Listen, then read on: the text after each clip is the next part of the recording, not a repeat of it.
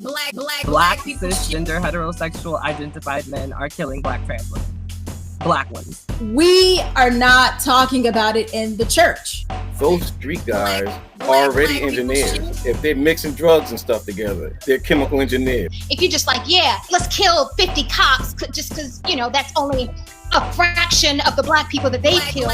Wait, now you're talking about my wife. For those of you who are joining in, we are talking about just the housing in the Black community and owning property, why it's important, and how to get yourself in there. When I think of financial literacy, I just don't think of the classroom work. I think some of it is practical application. I'm scared, especially, you know, calling them to arms, talking about poll workers or poll watchers. That is rooted in history of voter suppression and intimidation. Joe Biden needs to make that a part of his educational platform. Call that shit out. I don't see much value in you speaking in tongues, and yet when you speak in English, you don't say nothing for my people. Many of the reasons why we're dying is because of the conditions we live under that cause our health to be so bad, and that cause it's the food, it's the water, it's clean that shit up first. Their fathers had prostate cancer. I had like 150% chance of getting cancer, being diagnosed with cancer. I had a friend that did a raw vegan diet, 20 years remission, had thyroid cancer, never had surgery. I'm like, that's what I'm doing.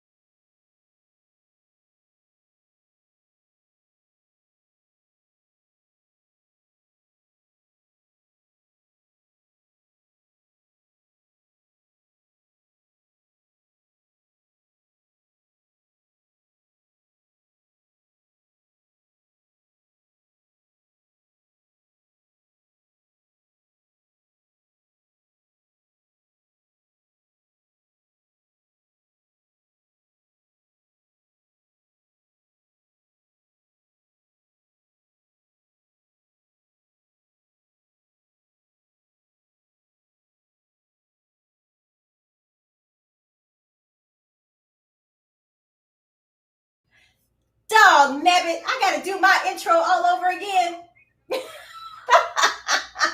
Y'all doing too much over here. Okay, let me do it one more time. Okay.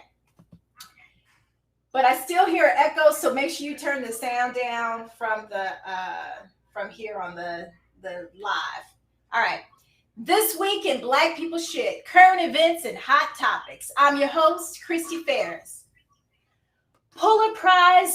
Pulitzer Prize winner author Nicole Hannah-Jones was not given tenure at the University of North Carolina, and many people are upset about it, including our very own Janora McDuffie. Actor, rapper, and entrepreneur Nick Cannon is having his 7th child with 4 different women, 4 of which will be born this year. And Chicago Mayor Lori Lightfoot has decided to only do interviews with journalists who are people of color. This and much, much more on this edition of BPS. And as always, I have with me the one and only actress and my homie Janora McDuffie. And Mama, there goes my man, writer, and my, did you put that in there? Abdul Majid. It's that. It wasn't it's that. Mama, there goes that man. You never heard that quote? Mama, there goes that man. Yeah, I heard that quote before. Yeah, so hi everybody. So we're trying to do this at the same time. I don't think it's gonna work. I am struggling. The struggle is real. It's just that I hear an echo, so I don't think it's by Instagram. Pretty much. I'm sorry. We're gonna try this next season. We're gonna try to work it out to make it work, because I don't think everybody who's on here on Instagram, I think there might be an echo. Oh, there's no echo. Oh, she said there's no echo. Is it you me? just hear it. Oh, okay. Well, I mean, we could try it as long as it doesn't make a whole bunch of noise for other people. I don't know. Instagram, let us know if y'all want to hear what we got to say. So with that being said, how's everybody doing? Hold on. People on the Ustream are saying they can't hear There us. is feedback when Christy speaks and can't hear on Facebook Live. All right. Then I'm going to go ahead and we're going to hang it up. I'm sorry, Instagram. We were trying to be, new age, and it's not working. But you could come join us on Facebook at This Week in BPS. So come join us, and we could go from there. Yep, and we'll have enough practice. Wait. And we'll have enough. I was just gonna say we're gonna practice all summer. We're gonna practice and get this right. Yes. How about maybe we try it after the show, just for like a wrap up, so we don't completely. We'll try something else. We'll try it later. Okay. Hi everybody out there. Thank you for joining us again. We're so excited about having you here. We got some good topics. Oh, y'all can't hear me because my behind put the microphone all the way over here. You know why y'all can't hear nothing? You look pretty today, Christy. Oh yeah, we hear you loud and clear. And yeah, got the fancy lipstick on, got the hair out. I love it. That's the way you end a season, girl. Hello. So just so you guys know, we are going to take a little bit of a hiatus. Just so that we can have a break, regroup, figure out what our next season is going to be, going into a season. Is that 3 or 4? I'm so confused. I don't remember. Well, it just depends on when you say we officially started. It started with me, then you'd say season 3, but then with you, which is truly the original you and Abdul, it would be going into season 4. Yeah, so that's outstanding. So so if y'all didn't know, Christy and Abdul are the original machines starting this amazing party and the foundation of what we're doing now. And it just started with what? Can you not hear me? I would like to be referred to as Spotty-Yachty Dopalicious, please. All right, so it was Spotty-Yachty Dopalicious up there in the corner, sporting his beanie, and he's okay. Now Abdul swears out that he is Mr. Fashionista, but I ain't never seen him in nothing but a t-shirt. I got so many after week. It's insane, but I live in Florida. It's always hot, so I have to wear t-shirts most of the time because it's insanely. It's like 90 degrees out now. Then why you got the beanie on? Because I didn't get a haircut. Because I didn't get a haircut. Long story short, if you want to check out where this originally started, please check out our YouTube page. It's got all of Christy and Abdul's magic the first season. They brought me on the second season. We had amazing guests and rounded it all out with season 3 ending right before the official start of summer, which is Memorial Day this coming up weekend. And I just want to also add to what Janora is saying, and that it was a year ago this week that we started BPS together as a threesome. So I'm super excited, and some special things that we're going to be doing, coming. So even though we're taking a little bit of a downtime, we're all going to be doing something so that you guys have something to watch every single week, every other week. But for me, it'll be going back to the original BPS that I was doing, which is just Abdul writing up some things for me of what's trending in the news and everything in Black media. And then, Janora, what are you going to be doing? Oh, I bring the positivity, rainbows, and the love. So part of the show every week that I'm really excited about, that was part of what you and Abdul created, was Black Person of the Week. So I am coming with something positive in our community, whether it's a person, whether it's an event. But that section is going to be called What's Good. So stay tuned for that. Oh, and for myself. So here's the thing. So do you know how Blackish has like mixed-ish and they have like grownish? I wanted to do a segment called, because we have Black people shit, I want to do a section called nigga shit. But I'm getting pushback from Janora and Christy, who don't like the title. So please, in the chat room, tell me if I should keep the title nigga shit, because I'll basically be talking about nigga shit. But go ahead. Give you an example. Yes, please give an example. I have a theory that I can prove that women who carry hot sauce in their purse are part of a terrorist organization. Oh my God. And I can literally break that down. I'm telling you, if you don't know the way my brain works, I can absolutely prove my point. Hey, I'm here with Steve. Steve says, don't do it, brother. Don't do it, brother. And you know what? It is some nigga shit, but the nigga shit is what you said, not black women carrying hot sauce. It's what comes out your mouth, Abdul. Janora, you know me well enough to know that I can always prove my point, and I have factual evidence to back me up every time. Which is why. No, go for it, Christy. No. I'm not gonna give you all the sauce on this show. Y'all need well, to I was gonna say every show you like to talk about how many books you read, which is why I think a beautiful segment for you would be that was only a compliment. Okay. I think your segment should be like this moment in Black history, like break down some knowledge that we don't know that we should know. I think that's really important. But that fully doesn't encompass my personality. Of course, facts and figures and give you all sorts of information like the Encyclopedia Britannica, but then that would take away from the way my brain works. I can take an abstract thought and break it down to the point of where it makes sense with a bit of humor. That's the point of the show. Oh, Kenise replying to Steve, laugh out loud. Steve, you're supposed to be on my side, brother. You were on my side for like the last 3 weeks, and now we switching up teams at the end of the season. Oh, and hey, Kenise, thank you for joining us. And hey, Kathy, and both Kenise, you both have ridden with us all season long, so we appreciate you. And Steve, yep, you've been coming week to week too these last few weeks. So welcome, thank you for your support, and everybody else, keep the comments and the love and support coming, or else we'll continue with some Abdul nigga shit. All right, so let's jump into what's going on. So right now, hey Spence.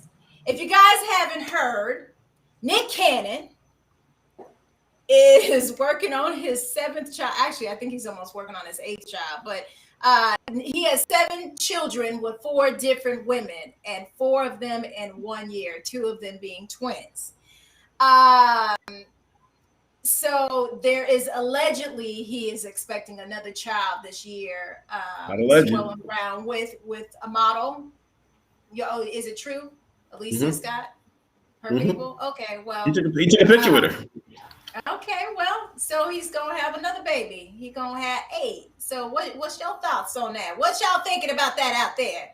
I say good job, Nick, out here spreading that protein to the world. I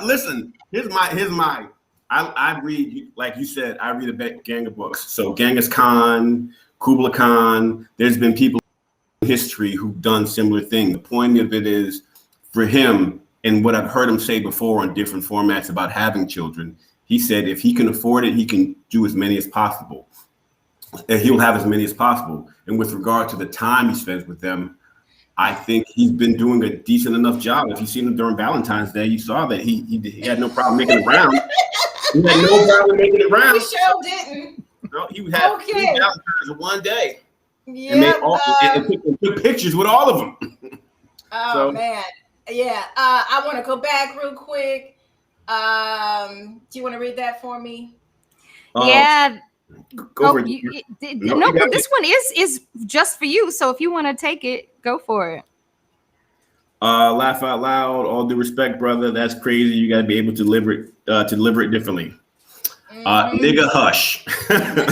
I'm about to beat you down. You can't be calling our guest the N-word now.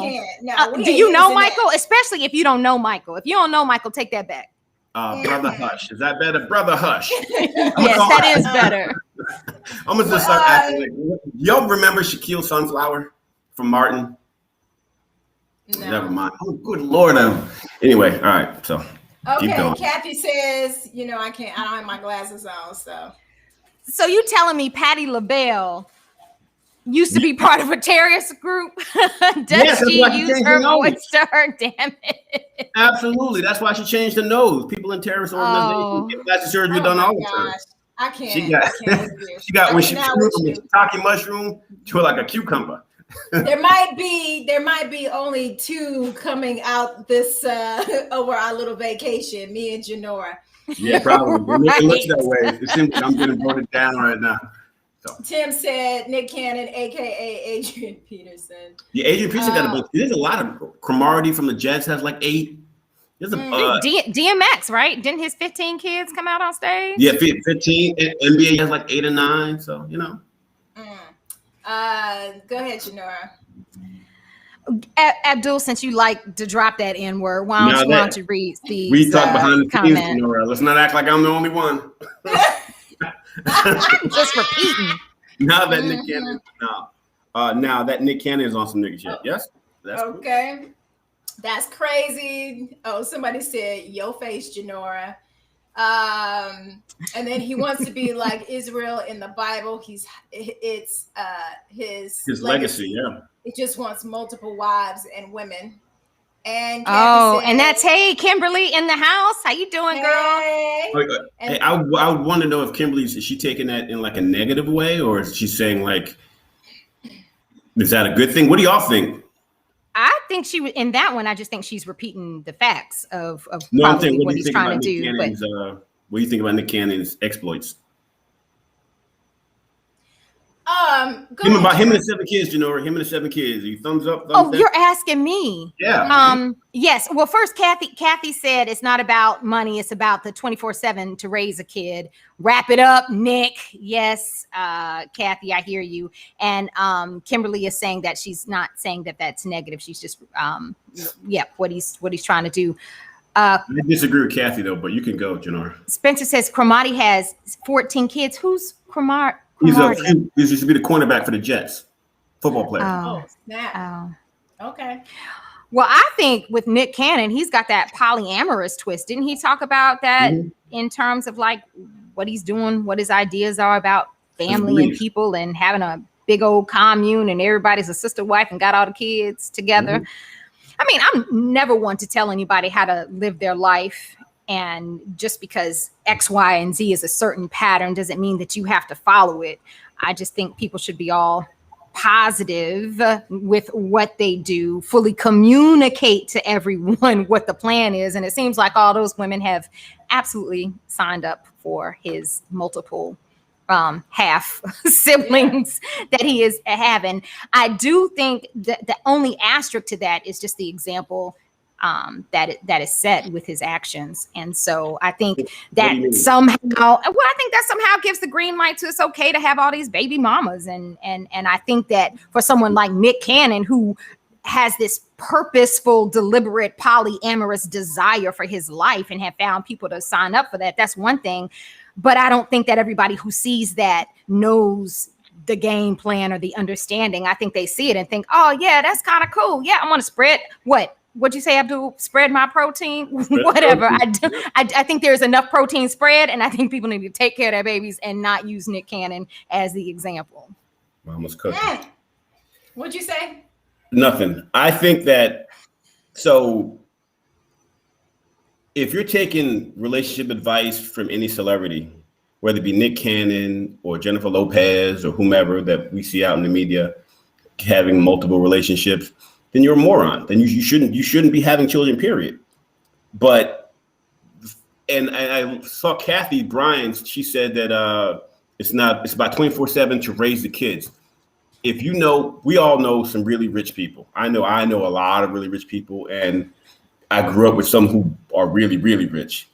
And the way their household is raised ain't like everybody else's household. It ain't like your mother and your father around all the time. It's nannies, it's maids, it's butlers. So if he can afford that lifestyle, like a lot of them have, because he is always on the move on movie sets, he's probably having that sort of lifestyle as is now. Even if it was just the one kid, he has like 4 or 5 different shows he's on, producing music, his entrepreneurship. His it might be the same now. So I'm saying, if he can afford it, I don't say that lifestyle is for everybody. Anything is for everybody. So if he can afford it and he can do it and in a responsible way, and the women he's with are all for it, then who we the judge. I mean, at the end of the day, the question is always going to be, how is the child going to be affected? You know what I mean? You know, Yeah. is the child. I mean, you know, if the child doesn't know about the father being in the lot, you know, being in the house every single day, maybe it becomes normal and it's not a big deal. But, you know, we do find that when the father or the parent, one parent is not in the household, it does affect the child at some point. Absolutely. So, you know, that's what that's what it is for me. Go ahead, Janora. I was just going to give a little bit of time to some of these comments because there's some pretty good ones out here. Kimberly is clarifying. She says she's not down with multiple wives, but she understands what he's doing. Following up with that, she says that he sees things as his legacy and power in the generations. We've got Christopher, who says, I heard that DMX's kids are fighting over his estate. So, Christy, I completely understand what you're saying about how does it affect the next generation. You might think you're doing something cool, but you might be fucking somebody else. So, Michael says, stop drinking the coffee, brother. I want to support you. Give me something to support. Nick, where's the traditional role in raising a child? We have enough problems with our babies already. And Crystal, aka Tight, who is our BPS person of the week, is in the green room, itching to get in the conversation. And I'm just going to read what she wrote as well, because I think that is definitely pertinent to this conversation. She says, sheesh, I know a few people with over 10 siblings and all said the relationship with the father was toxic. So thank you for throwing that in the mix. Okay. And we can't wait to meet you soon. Here's the thing, though, and I don't want to keep like making this go on and on about it. But one, my grandmother had like 13 kids, so it wasn't only like a generation. Yeah, but by the same daddy. No, okay, by the same daddy. No, he was like 22. I think my grandfather had, but 13 in the same house. But the point I'm making is that it's not uncommon in past generations for people to have kids in multiple numbers. That's one thing. But two, that's not what we're talking about. I know we're not talking about that. That's my second point. My second point is to the fact that people keep bringing up this idea of traditional roles. And I'm all for people having traditional relationships, marriage, kids, what have you. But if we're living in an age where we're accepting of all of these different norms and different ideas and different realities about, you know, if you ever read the BLM manifesto, how they talk about wanting to have a different form of community and relationships. If we're talking about how people are self-identifying themselves, if all of these things are okay and we're giving a power fist to that, then why is this not okay? If we're moving away from traditional ideas and people say it's affecting the kids, well, we don't know that yet. Some may have. If you can afford it, it depends on. I mean, yeah. I'm just saying. Yeah. I'm just speaking to the guy's thing about these traditional ideas. I'm like, yeah, I'm with you. I agree with your point, but we're not living in a time where people are accepting traditional ideas anymore, or as much as they used to. Yeah, Tim said, and then we're going to the next one. Tim said, do you want to read that? You know, I can't see. Tim says, what does it say about the women? Oh, Tim, you opening up a can of worms. We stayed stuck on Nick. What does it say about the women that choose to have a child with him, knowing that they're one of many who are just a surrogate for him and nothing more? Ooh, that's good, Tim. Yeah. I mean, it's I don't know. You got to look at it from both perspectives. Mm-hmm. Yeah, but you're thinking about the fact that they have no significant anything with them. That's one. And two, there's certain places in the world where that's normal. So I don't know.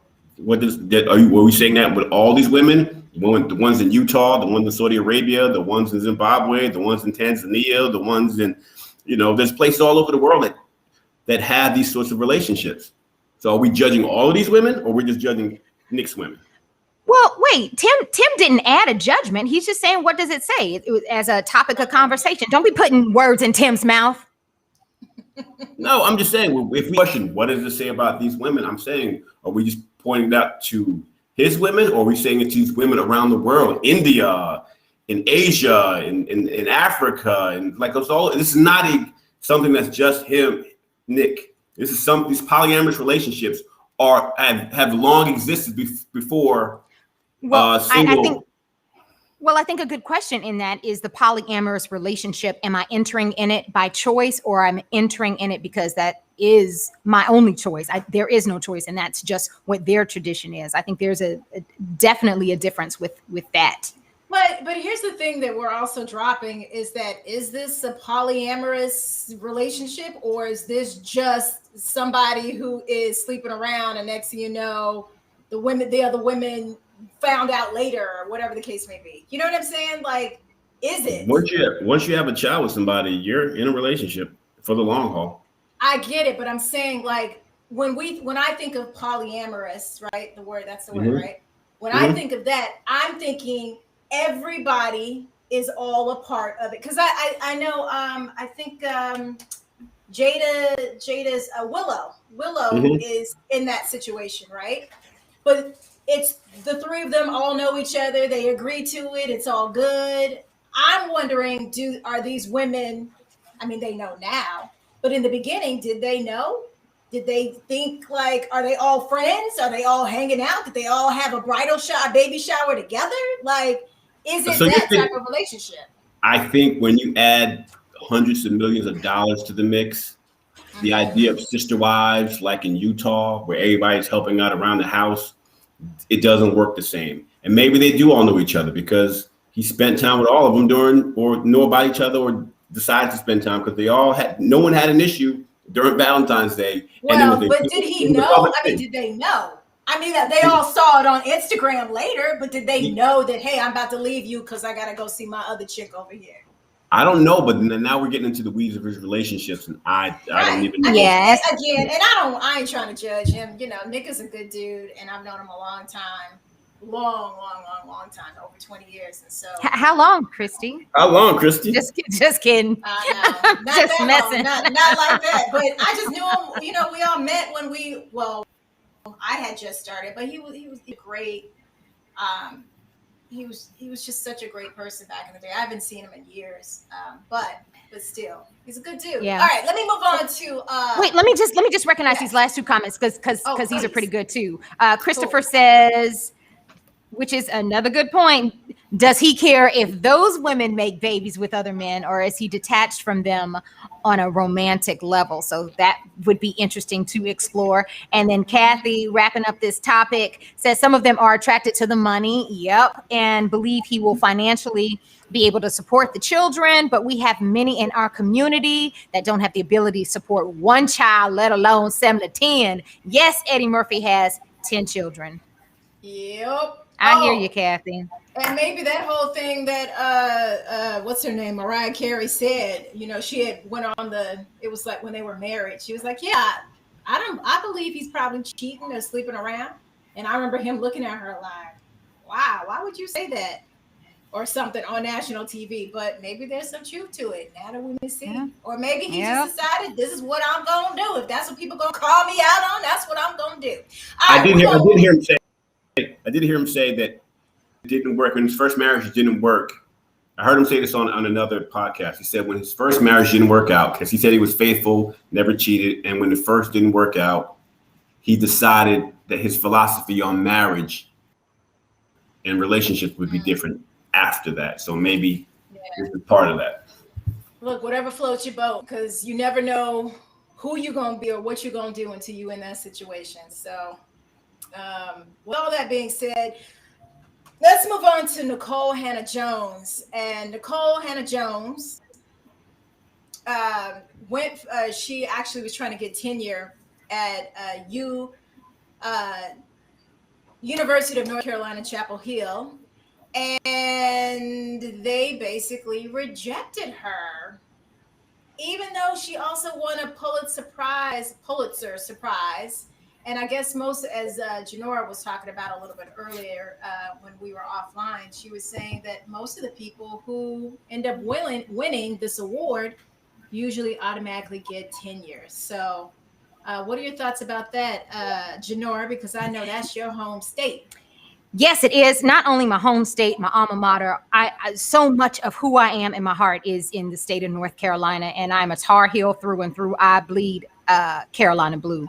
And just to clarify, she wasn't trying to get tenure. What happens is everyone who is awarded this award is automatically given tenure. It has been historically it has happened for everyone except for her. And there's let me rewind a little bit as I go into who she is, how dope she is. First of all, she is already a graduate of University of North Carolina, and she is outside of being awarded this professorship. She is one of the most decorated journalists of her time. Peabody Award, MacArthur Genius Award. You said it, Christy, Pulitzer Prize winner.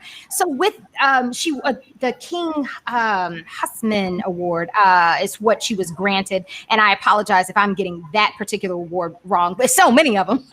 The point is that when she was granted it, it does come with a tenure, and the board of trustees. Oh, and everybody voted yes. The faculty voted yes. They all pushed it forward. But when it got to the board of trustees, because it's a state-supported school, they can't quite do what they want. There are all these, I don't even want to call them checks and balances, because ain't nothing balanced about that group of white men who voted this down. But what happened is they didn't even vote on it. So they're not even saying that we didn't deny her. They just didn't vote on it, which was a purposeful neglect to give this woman what she is due. And sure, it became absolutely political. You cannot deny that it's not related to her 1619 project, which is what she won the Pulitzer Prize for to begin with. But how do you censor and cancel history? And she has brought this, I'm sorry. Oh, no, I was just going to say they actually passed a law where they could not teach that in one of the Texas. Texas. Oh, yeah, I guess you're right. Many states are now passing this law that you can't teach about racism and this whole thing. So You can't even call them slaves. You got to call them indentured servants.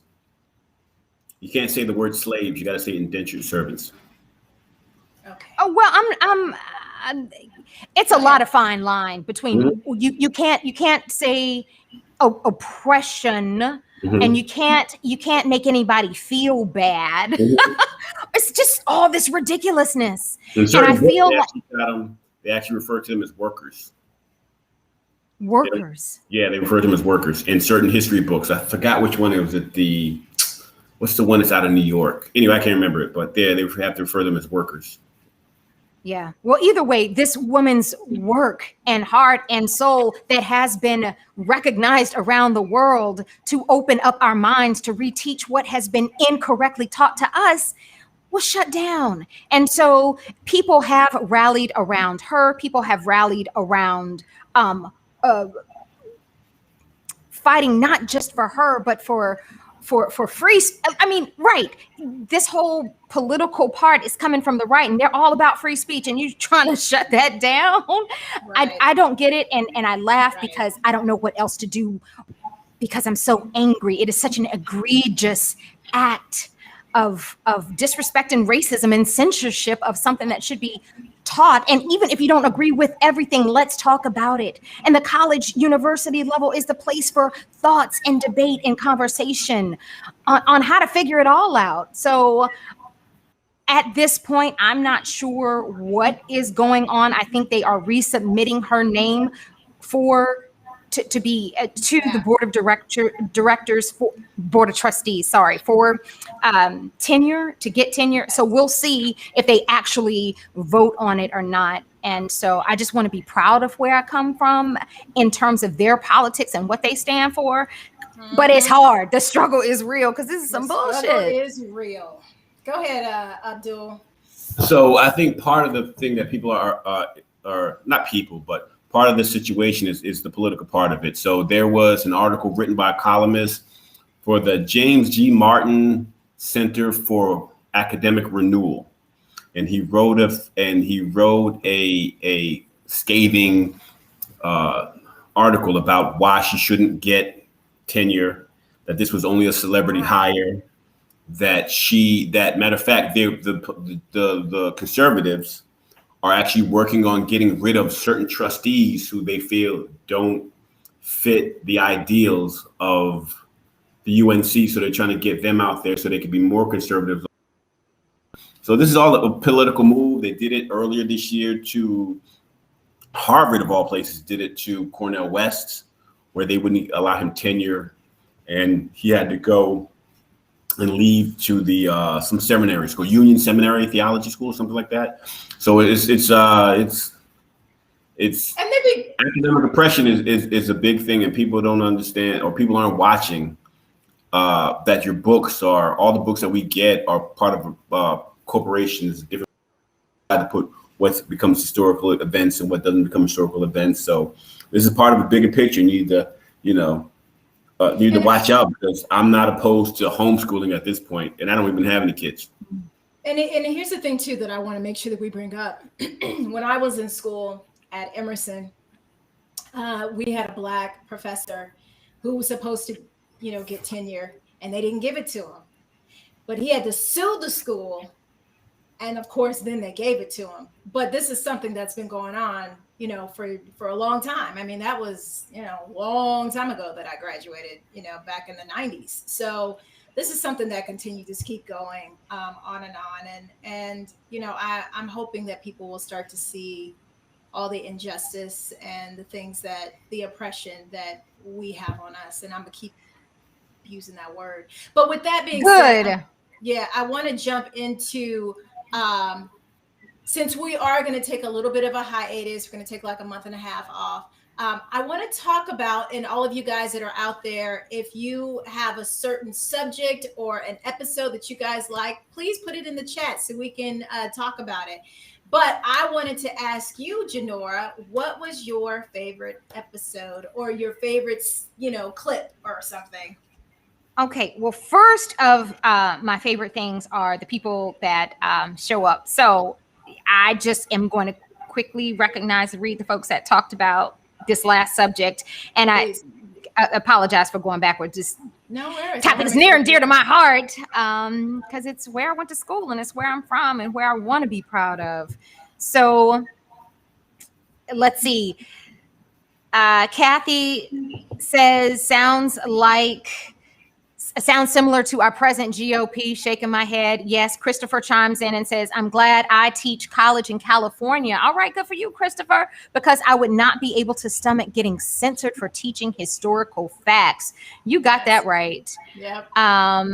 The Confederacy does not want to die, right? I think it's all about people who want to retain the power. And then how do you do that? You make yourself these this legendary, mythical people versus showing yourselves for the villains that you were.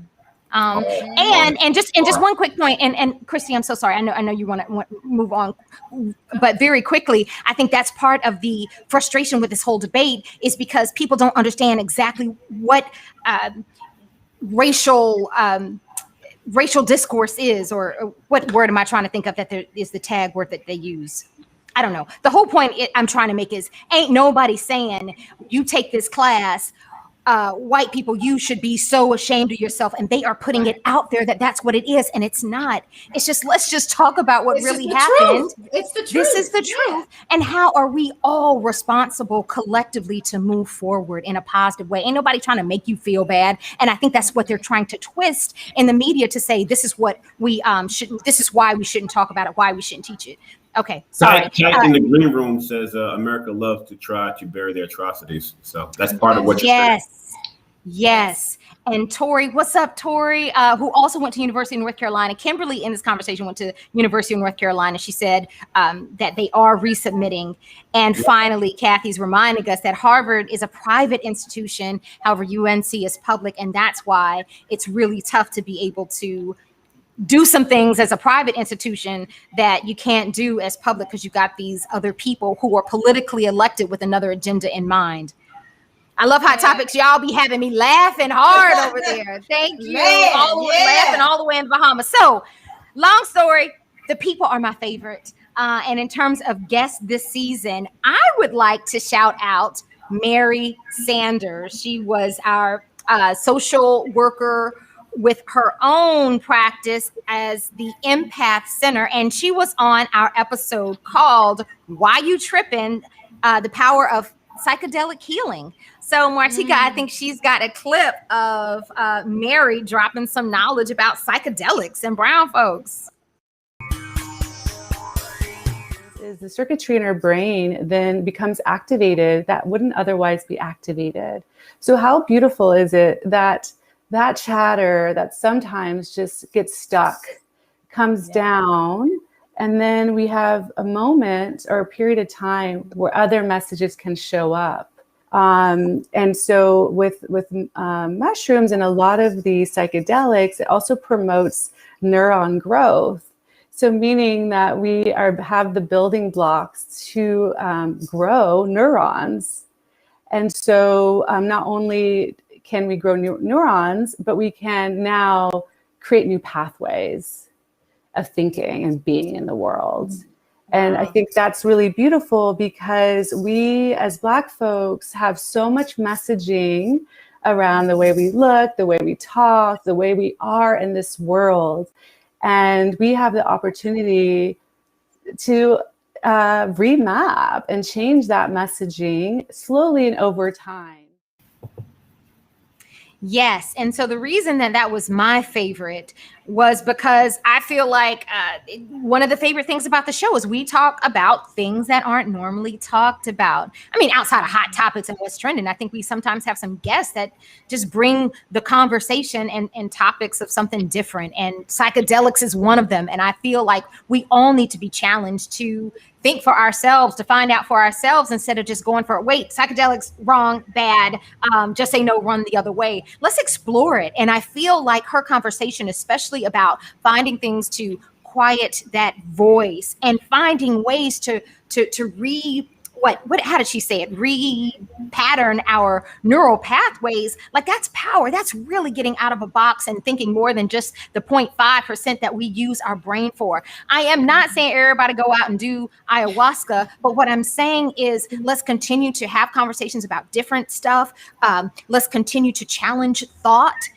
And let's continue, especially in the direction of being present, of being grateful, of stopping voices, and of expanding our minds. So thank you, Mary, for bringing that to This Week in BPS. Yeah, I just remember thinking, I'm so confused. You know what I mean? I was like, oh my Lord, I don't know about, I still was like, I'm not sold yet. I'm not sold. Christopher, I definitely see your thing, and I'll make sure that I get to it. Go ahead, Abdul. No, I was saying my favorite part about that video was the fact that my phone was off to the left, and I was reading it, and in the video it looks like I'm looking down at her at like, what the hell are you talking about? The whole video I'm looking down, I'm like, but it was actually just me reading off my cell phone. So. Oh man, that's crazy. Christopher said, Christopher said, I like the episode where you guys had the panel of Black medical professionals talking about COVID. I am not sure if that was this season or not. That actually was a great episode. How come I didn't think about that one? I'm so glad you said that. That was a great episode. Yeah. And they're doing great things. I mean, they're really educating, a lot of people. And, when I was debating about getting the shot or not, I hit them up a lot to make sure that I was making the right choice. And I remember hitting up James and was like, what do you think about the Johnson & Johnson?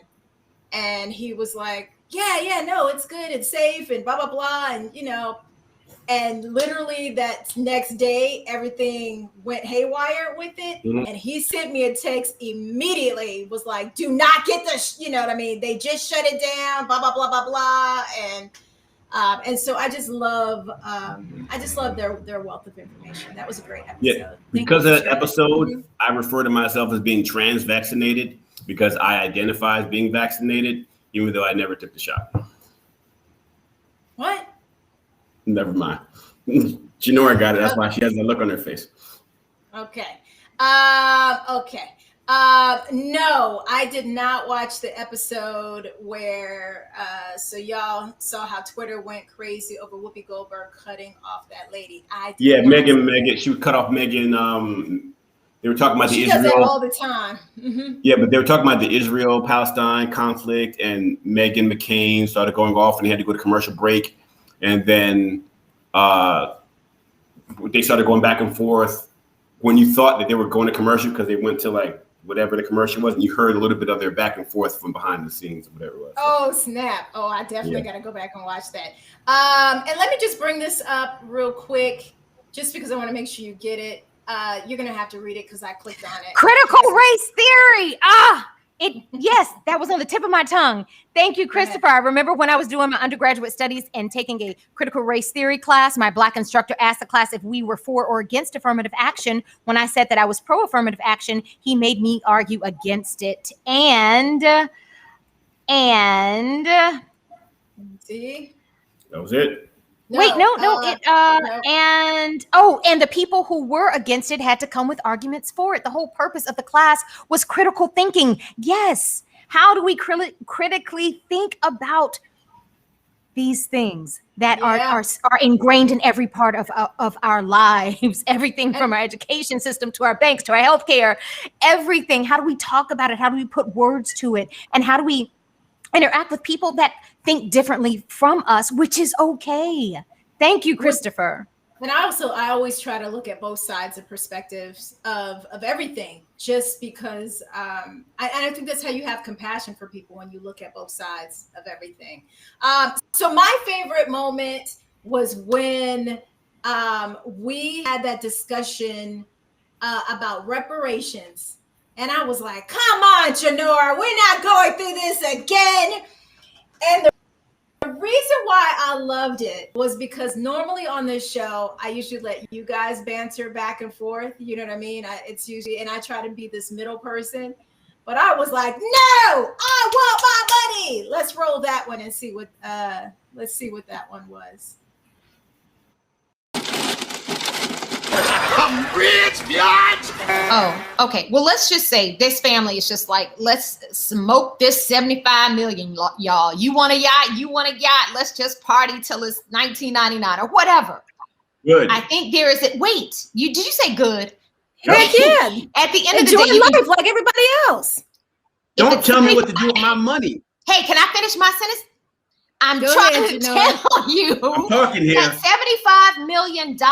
Let's set up a $75 million to pay back student loans, to invest in communities and Black-owned businesses in the communities, and find better paying jobs and better. So, Janora, we always go back and forth with this. But my question is, what if somebody doesn't have student loans because they've taken care of their business, they have a house, they have it? So you're telling me that they don't deserve to have reparations? That we're just going to do it for all of them? We all individually, whose communities were also taken from but them. everybody should get it's not my responsibility. Go ahead. And Tangerine says, hell, they can delete some student loans for a lot of folks and it wouldn't cost them anything. Go ahead. Two things. Three things. I'll make it 3 quick points. Point one, you want them to give us to do something different than they did to everybody else. They gave it to the Japanese individually. They gave it to the Jews individually. They gave it to them cash individually. They got a check. Dr. King said in '68, I'm coming for my check.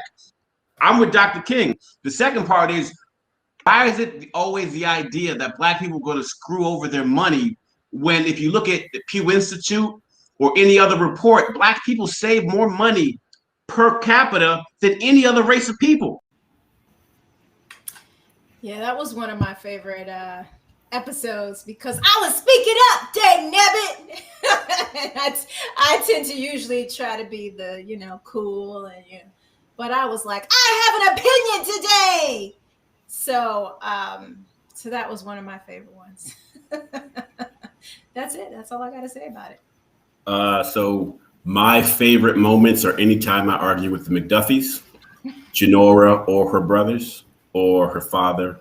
Well, not her father and mother, because I respect them and I would never argue with them. Well, my daddy be texting me during the show. He don't know how to comment, but he texts me, and it's so he's Team McDuffie too. So don't sleep. So I get jumped by the McDuffies damn near like every other. It'd be in the chat, it'd be on the show. I'm constantly getting her brother, her father via text. So those are all my favorite moments. Is me versus the McDuffies. That's what it's me versus the McDuffies. So if we have a video to show this, And I get the fact that, why do we have to back down? But I think we have to also be reasonable with something that can be supported by those in charge, because they're already scared of the word, scared of the term, scared of giving us anything. So But anyway, I think I let this conversation go on a little bit longer because I was just excited to have my brother argue with Abdul instead of me argue with Abdul on this topic for so long. Before you jump in, let me let Abdul go ahead and and then we're gonna get to some of these comments that we have on here. All right, so the issue isn't that they're two different things. They were both talking out both sides of their mouths. That's the problem. No, let me finish. The problem. Okay. Let me jump in real quick. Now, Abdul, what you said was exactly why I started the statement by saying that we've become lazy as a community. How? Number one, the only comment that she has made was that one in that interview, which honestly, somebody has actually pointed out the fact that, hey, she said that one time in one interview, and that's all we're looking at. That's not true. So, and just for the this goes behind the scenes too, because after that show, we were going at it from behind the scenes for about an hour. So yes, that's exactly on the show. Yeah. Jatovi and Abdul kept going. Christy left the conversation. Martika left the conversation. You were sitting there on the phone. You got up and left, and Yes. Well, I go ahead. I'm so happy that you get a kick out of your banter with the McDuffies, Abdul, and I do want to shout. I feel personally attacked by all of the McDuffies. That sounds more like insecurity to me. It's not insecurity at all. If you have a bunch of people constantly coming at you about your opinions and your feelings, then not attack. It's just what it is. Your bandwagon. I don't see the love and appreciation there, McDuffie. Hey, it is absolute positive discourse. It is all discourse to find answers to life's problems. Oh, the great thing I have to say, the great thing about the back and forth with the McDuffies is that I'm always right. So. Oh Lord, no, that's not true. But I'm always right. I am happy that. Go ahead. Yes, and no, I just wanted to shout out the McDuffie family and everybody from North Carolina who, or in my path that do show up, whether it's been on the show, because we also had Ashley, Nicole, as well as Dr. Reagan. Dr. Reagan came last season to talk about COVID when it first hit, and this season to talk about maternal black folks having babies, black women having babies, her and Ashley Nicole. So what a blessing it is in my life to have people that I know be able to come on the show and add a little bit of love and knowledge, as well as folks in the comment section. So thank you, Abdul, for pointing that out, so I didn't have to spend my clip on that. Well, and here's the thing that I want to make sure everybody knows. I'm always right. Thank you. How grateful I am for this wonderful team that we get to express and go back and forth, and that the friendship is there. Like, we talk off camera, and as a matter of fact, we really should do an after show because we keep talking for at least another hour on, on the stream when nobody's watching. And even like that one, I can't wait to see what's going to happen with the reparations, and are we, eventually going to get it? Because I want to know how all of that stuff is going to end up working out. And I appreciate everybody's opinions because it makes me look at things a lot differently. So, so that's BPS this week in Black people shit, and not the N word. With that, we have Kenise said another one of my favorite moments is Miss Janora funny faces. Oh, I do make a lot of funny faces, and Kenise, I just want to give you a shout out for all the love. She's got some crazy screenshots of me doing some things.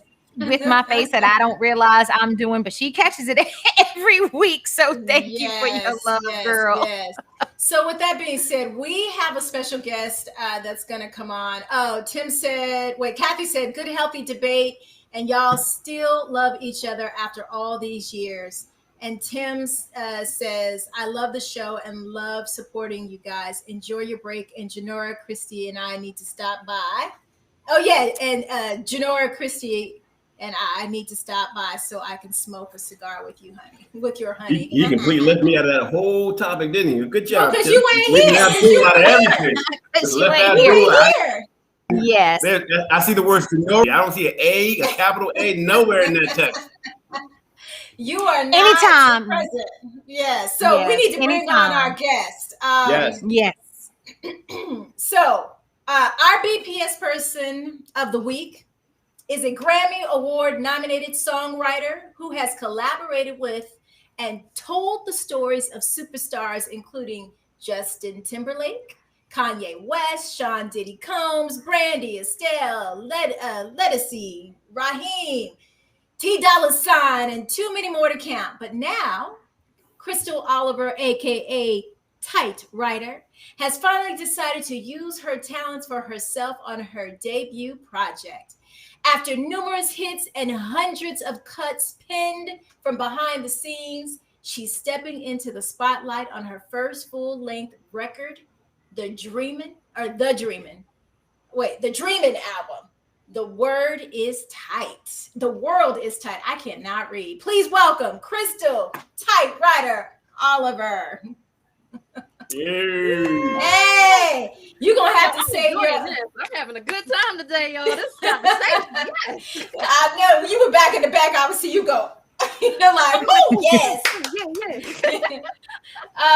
So thank you for coming on. Can you say the name of the title of your thing? Because I just completely messed it all up.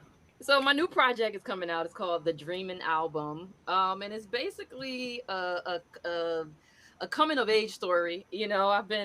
I'm 41. I've been writing songs for 24 years for different people. I've been in girl groups, things like that. And I'm just happy to finally get a chance to put my music out. And my name is pronounced Tight, if anybody wants to check me out. The World is Tight. Tight. Yeah. Was I not saying that? I could have sworn that's what I said. No, you said it. Oh, okay, cool. I was just making sure. I'm like, oh, because I am dyslexic and some stuff will come out of my mouth that don't even make sense. I think it's wonderful. So I know that you written for a lot of amazing people. Can you name one of the songs that you've written for somebody that's out there that we like? I'm gonna take it back for a second, because this one was the song that really kicked it off for me, and it was Showstoppers by Danity Kane, believe it or not, when they were on Making the Band. And I'm hype about the song because it just got sampled. So it's about to resurface. You guys are about to start hearing it again. So I'm like, yeah, go catalog, right? So that's awesome. But in another song I really love that I did was a song called You Mean That Much to Me with Chrisette Michele. I just thought she really vocally just murdered it. She did a really good job on that record. Yeah. Beautiful. So what made you decide to actually come out, put an album out now, and how different is it writing for other people as opposed to writing for yourself? Okay, so I got divorced, right?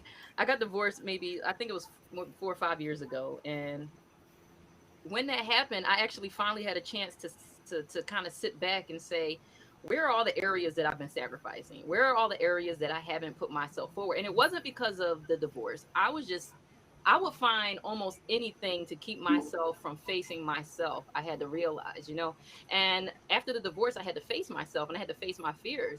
And I had been being told, spiritually to do this for years. God had been telling me, listen, Crystal, that's my real name, y'all.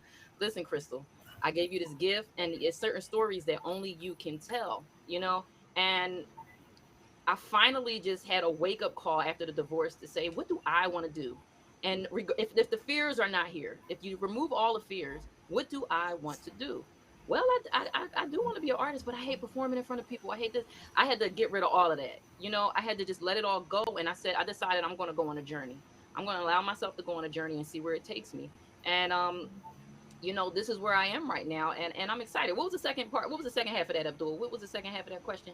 I don't remember. I actually do.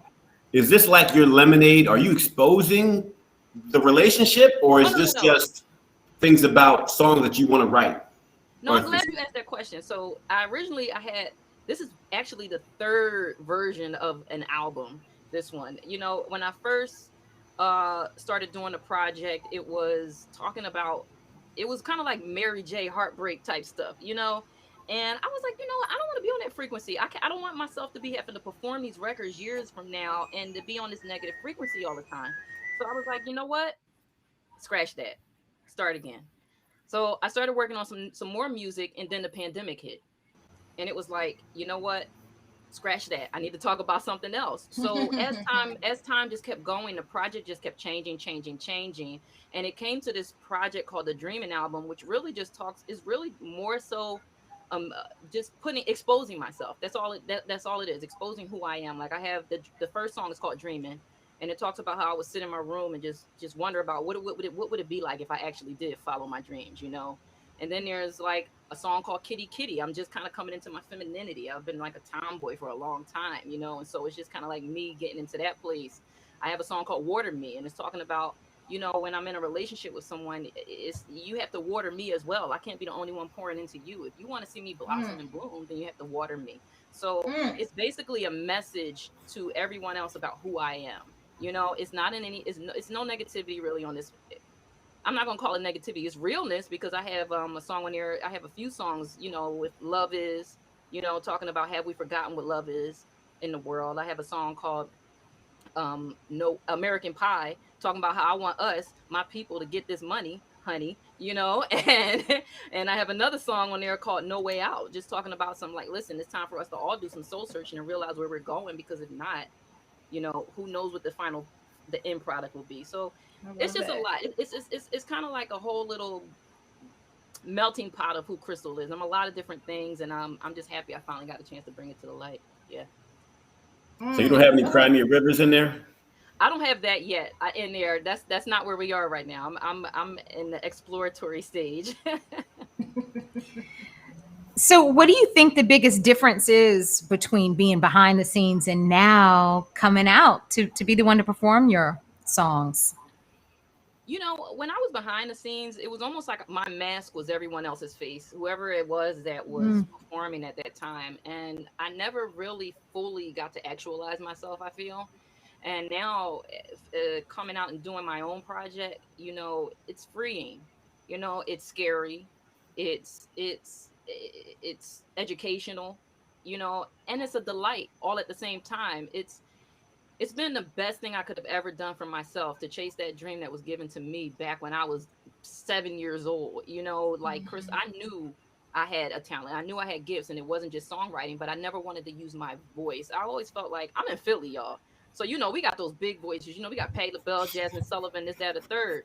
And when I first started off, I remember people used to say I sounded like Maya and stuff like that. And I worked with Maya. I think Maya has a beautiful voice, but it wasn't, for me at that time, it wasn't like a power voice, you know? And I was like, man, if I come out, my Philly folks, they ain't gonna respect me. You know, they ain't gonna, and you know, it had nothing to do with them. It was about me. It was about, okay, Crystal, why are you comparing yourself to these people? You know what I'm saying?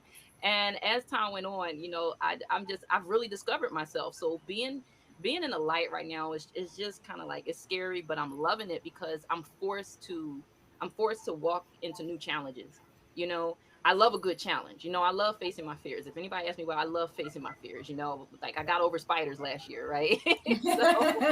Still haven't made it to that one. Exactly. Yeah. You get, girl, listen, just let one just. I'm good. But yeah, coming into the light, I mean, just coming from behind the scenes and coming into the forefront, for me, it's still, I'm just in this every day right now. I feel like I'm in a whirlwind, but it's a whirlwind that I like. You know why? Because I'm just letting God lead it. Once you stop trying to control and you just go with the flow, let it flow, man, life will completely change. And so I did a lot of soul searching, and I'm just really happy with where I'm at right now. Are you open to us playing a little bit of one of your songs that you have? Meditate. What is it called? Meditate, I think. Yeah, you good? Let me hear it. Okay. Let the folks yeah, hear it. yeah. All right, let's pull that up.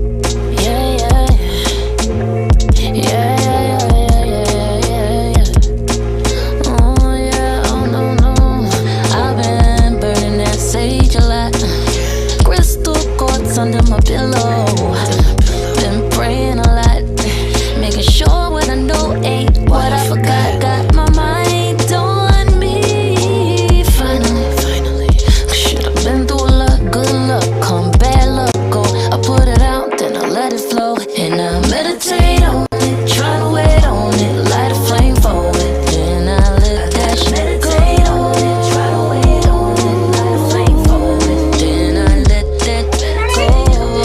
Let me. Oh, yes. We like that. Listen, this is the first time I really big myself up and been hyped for myself, and I'm hyped that I did it. So I'm just enjoying that moment. You know what I love? Good What for I you. love is how your music, okay, you started writing 24 years ago, but here you are 24 years later and your music is current. It's beautiful, it's flow, it's in the groove of what's happening right now. You know what I mean? Like, and yet I feel like it hits a lot of generations, which is really great, where some people are still stuck in some old stuff that they were doing back in the late or the early 90s and stuff. But your music right now, I'm like, okay, let me go download this real quick as soon as we get off of here. So Thank you. congratulations. I really appreciate that. I'm gonna tell my students thank you for that one, because I'm around a lot of young, like, high school kids all day long. So I think that perhaps they have a healthy influence on me, and I think being a songwriter, I kind of have to stay up with the times. So thank you, everybody. Thank y'all. Y'all hyping me up today. Thank you, people. So, can you talk a little bit about what you just mentioned about your students and what you're working on in your projects with regards to the students and their the academy, I believe, that you work at? Oh yeah, sure. So I work with a program called the Dash program. I'm the director of literacy for the Dash program, and it's based in the tri-state area. We go up and down the tri-state area to various schools. I'm teaching at about 5 schools right now. And what we do is we go into the schools and we teach a mixture of music technology, songwriting. A lot of the schools, we've been working with them to help them get funding for their programs. Like, kids don't create. I mean, there's still a lot of us who play instruments and things like that, but in the hood, you don't have access to that. You see what I'm saying? We don't always have access to violins and violas and upright basses and guitars and all these different things. But what we usually have access to is some kind of computer or a phone or something like that. So we try to take it into the digital world, and teach the students how to work these programs that we use in the studio. And a lot of people who felt like, oh, I didn't think I could do this, we're showing them, yes, you can express yourself. And it's way bigger than the music, because what happens is a lot of my students, they're going through, we work in a lot of, like, disenfranchised areas, rundown areas, and we work with these students, and they're closed off at first. They're not really trying to rock with you, but then when they really see, like, yo, I bang with you, I'm in the hood with you, I feel you, and they'll open up and they start telling their stories on their music. I've said it before, and I'll say it again. I'm not an advocate of writing about what you do not know about. So I try to get my students to open up, and it becomes therapy sessions, basically. And not just for them, for me. And we in there, woo sign and everything like that. And it's feeling great. And I'm blessed to be able to do it. I've been doing it for 15 years with Ivan Barrios, who is current trustee with the Grammy board, with the Grammys, and Michael MacArthur, Jay Hips, and Brandon Pankey, who works with Live Nation. And I used to be the vice president of the Philadelphia Grammy chapter. So that was something else that I wish my school did it too back in the day, Ken. I feel you, man. Seriously. So, yeah. And I think she's in the Bahamas. So you never know. We might try to make some stuff happen. You know what I mean? Maybe they can try to work it out. Yeah. I never knew. I never was like, you never know. You never know. Yeah. Yeah. But it's really great. Sure. I'm when I worked with the Grammys, we really just try to empower the local creators, because although Philadelphia has a wide range of musicians and singers, we're not a music industry here. We're a music incubator, so we cultivate, we have some of the best musicians, best vocalists in the world, but there's no business here. So with the Grammys, what we would try to do is really just give people the means and the know-how to understand how to work things like the system of the Grammys. How can we come together as a collective in our city and just help each other? What are you doing? How can I connect you to this person? So really all it is a networking system. And the more you get into it, you start to understand how we vote for the Grammys and how you can get your song voted for or nominated and things like that. So, I've been fortunate. I love it. Go ahead.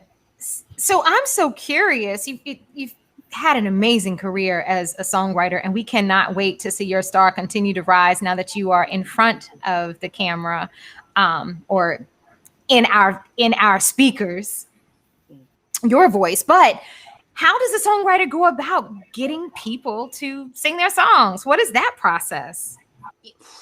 You know, okay, so it's never the same for anyone. I think it's kind of like with anything else. If you have a passion for it, you just start doing it and walking in your purpose, and then eventually you align with the things that are going to help you get to where you need to go. I always think is your network is going to be extremely important. You know, they say your network determines your net worth. You know, I think that's extremely important. I think it's extremely important to try to get management when you have something to manage. Some people get management too early. You know, they expect management to do more for them than they're willing to do for themselves. So I think it's very important that you're working very hard on your own. You're connecting with your local producers, things like that. And your local producers are usually working with other artists. And so they'll be like, oh, you know what? I'm working with this writer that came through and wrote some songs. How about y'all get together? And that's how it happened with me. I started working in my hood with local rappers, major figures and stuff like that, doing hooks for them and things like that. And then it just kept on, you know, you just keep going and it turns into more and more. And that's really life, isn't it? It's not just my career, music as a songwriter. That's life. You know, you walk into the purpose and it just keeps unfolding. And I have one last question. Your name. How did Tight come about? Tight Writer. Okay. I did not come up with Tight, actually. So my real name is Crystal. And for a long time, it's funny, everybody gives me my names. Somebody gave me the name Cristal. I can't remember who it was. And I never wanted to be associated with alcohol, but it was a cool sounding name.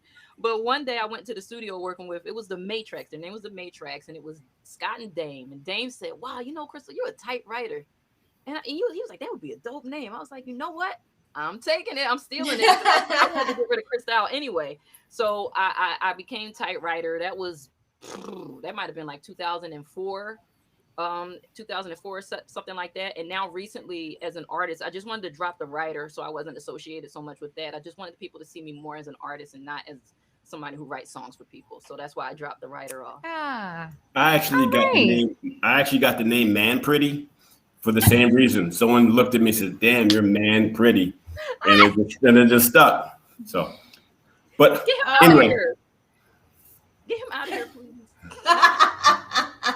Go ahead, Abdul. What you got to say? Because you know we're about to wrap it up. Yeah, I know we're about to wrap it up. So just can you tell people what's next for now that COVID is dwindling down? What's next for you? You got any shows? Can we hear it on the radio? Can we request it anywhere for people who want to hear it on streaming services, any sort of radio platforms?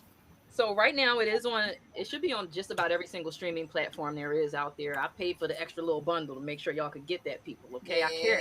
You know, support your girl. You don't have to buy the single, but if you want, you can go on iTunes and buy it. But right now, I just shot a video for Meditate, so that should be. I actually just spoke to the videographer. He said he's 90% done, so that should be coming out very soon. And I'll be doing some shows ASAP. I would say within about. I'm in rehearsals right now for my shows, so. About a month and a half, you'll start seeing me starting to some shows. I will keep you posted.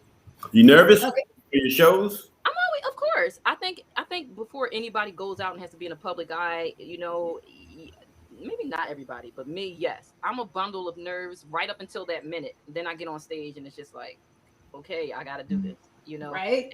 And I know we got to go, but quick, interesting story. What got me ready to perform was teaching, because one of the schools that I would work at, they would have us do jam sessions, and they didn't know I had never sang in front of people before. So it was like, okay, Crystal, so come on up front. We're going to do a jam session in front of these 30 kids. And you know, kids can be brutal. So I was super scared, but I did it. And every day we would do class, I would have to keep doing these jam sessions. And I was like, it's also interesting. Yeah, it's also interesting because you also have to be confident when you do it, because they're watching you, and what they see from you is what they're gonna try to do, right? So it is. I mean, because I do the teaching thing with the actors, and you have to be confident when you're doing it. So I do have one question for you that I want to make sure that I ask. So everything has changed as an actor You know, it used to be network TV, you get residuals, you know, then it became, you know, then it became cable, you got less, and now it's streaming, you get less. So with you, as far as an artist, how do you get paid? How do you make your money? Is it off of like, do you get paid if it's streaming on, you know, iTunes and you're not actually buying, the person is not actually buying it, but they're listening to it on Pandora? You know what I mean? Like, so this is the difference between a stream and you actually purchasing a song. So if my song is 99 cents, you know, that 99 cents will come to me minus whatever small little fee, you know, the site may take, but it's something small. If all you do is stream my song, you would have to stream my song, I think maybe 10,000 times or so just for me to get that 99 cents. You know, it's really important. If you want to support an artist, it's really still, think about it when we was back in the day. I mean, I'm older, so we used to go out to the record store, buy CDs, tapes, all that type of stuff. So back then we did it, but now everything is free and everything is oversaturated. So nobody really wants to pay for stuff. But I say if you really love it, buy it. Right now, I make my money off of teaching. I make my money off this site called soundbetter.com where you can hire me to write a song for you. And I make my money off of residuals, you know, royalties, you know, things like that, because I've been songwriting for so many years. I make no money right now as an artist. But once I start performing, selling merch, things like that, that's what most artists make their money from touring and things like that. It's not going to, and doing deals, you know, stuff like that. Like I did a pub deal as well. So that's where my money would come in from. But right now, all of it is out of pocket. I pay for my videos, I pay for all my artwork, I pay for pictures, I pay for everything. So I make my money in other ways. So don't stream it on if you like it, like go ahead, you can stream it on Spotify and all that, wherever it may be. But if you like it and you're listening to it, then buy it for 99 cents. That's it. And if you don't want to buy it, the best thing you can do for an artist, especially if you love their music, is to share it. Share it on your social media. And it's one thing to share it in your stories, but it makes much more impact if you share it on your actual page because it stays there and people get to see it. So if you love it, share it. I just got one last question on. So why did you decide to go independent instead of get like a P&D and go to like Sony Red or Empire or one of those? P&D is pressing distribution. Well, publishing distribution. I'm not saying I would never do a deal. Right now, I'm right in the beginning stages, but I'm not at a point where I'm chasing a deal right now. Right now, I'm in a learning process as far as being an artist. I think people assume me to know, they assume I would know a lot more than I do because I've been doing songwriting for so long, but stepping in the world of an artist is completely different, you know? So right now I'm in the learning stages and I'm not rushing to do a deal. I'm really just trying to learn what this world is like. I don't plan on stopping anytime soon. And I do plan on doing a deal, but when I do my deal, I want to own my masters. I want all those, like everything that I've learned over the years, because I think doing deals can be great. Because if you're an upcoming artist and you have shows, how are you going to get around? Maybe I need to travel this, that, or the third. Like that's why a pub deal was so great for me when I started, because it allowed me to travel to Miami, to travel to Cali, to travel out of the country, to do everything I needed to do. So deals aren't bad. Just number one, get a good lawyer, and number one, know your value, know your worth. Don't take some crap deal. You know, when I did my pub deal, that was a $250,000 deal, and you got some people who will take $5,000, $10,000 for something quick, and it's like, why? You know, make it count. Do a good deal, make it count. Get the money that you're supposed to have, and then turn it over and make even more. You know. Well, there you go. Yep. There you go. I wanted to make sure people knew and understood how it works, because things have changed, and they always think that we're making money, and we're not. So, with that being said, Tight is our BPS person of the week. Everyone, we want to thank you for joining us. We'll take a little bit of break for about a month and a half, but don't worry, we'll still be here posting different things to keep you guys updated on what's going on in the world with our BPS person of the week, and of course whatever is trending in the media, and we'll see if Abdul ends up doing something. And so with that being said, we're going to take a little break, revamp, figure out how we want to redo what we have going, and we'll be back to spread some love, some joy, some peace, some arguments, and that's about it. Anything you guys want to say before we take our break? I just want to thank you, Tight, for being here today. We wish you nothing but the best. And I have already written down something that you said that applies to my own life. And that is when we release control and just trust God and go with the flow, like it's all good. So thank you for your gift to the world and on our episode today. And for everybody who checked in, thanks for rolling with us all season. Can't wait to see you in a few months. When we come back. Yes. Abdul? Yeah, thank you, Christy Ferris, for always being a good host and having a great platform. Thank you, Tight, for always, being dope in your dope music. Janora, I'm always right. Martika, cut the black. Oh my God. Have mercy. You were supposed to listen to him. No. Martika, I thought you were my girl. What happened? You have sided with him. East Coast. It's all about the East Coast. And Steve said, have any of the three of you ever worked on a documentary? Each one of you seemed like you would create a wonderful documentary. I have. Yeah, I was a sound engineer on on 2 documentaries. And I worked, did a sound engineer for a bunch of reality shows. So if that counts as something. Yeah. Well, there you go. Todd? I just want to say thank you for having me. And I just hope everyone will just face their fears and try to listen to the calling that's on your heart. Walk into it, y'all. It's scary, but do it. Do it. God will provide. I ain't gonna preach. All right, I'm done. Amen. And I think I guess that's it. So we're gonna wrap it up. We'll see you guys in a couple of, or a month and a half or so, and we'll keep you posted. And thanks again.